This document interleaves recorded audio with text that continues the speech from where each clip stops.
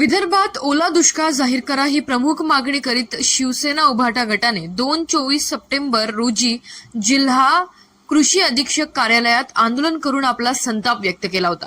आंदोलनानंतर रात्री शिवसेना पदाधिकारी विरुद्ध पोलिसांनी विविध कलमांतर्गत गुन्हे दाखल केले होते। शेतकऱ्यांचे प्रश्न घेऊन आंदोलन केल्याने गंभीर स्वरूपाचे गुन्हे दाखल केल्याने शिवसेना पदाधिकाऱ्यांनी आयोजित पत्रकार परिषदेत सत्ताधारी पक्ष कृषी अधीक्षक राहुल सातपुते यांच्यासह पोलीस विभाग विरुद्ध आपला संताप व्यक्त केलाय।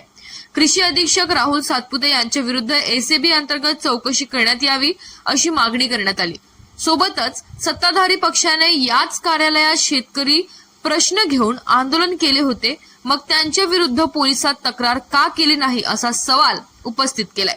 पोलिसांनी गंभीर स्वरूपाचे गुन्हे दाखल केले, मग शहरात सुरू असलेल्या अवैध धंद्यांना परवानगी कोणाची असा थेट सवाल सुद्धा पत्रकार परिषदेत करण्यात आला।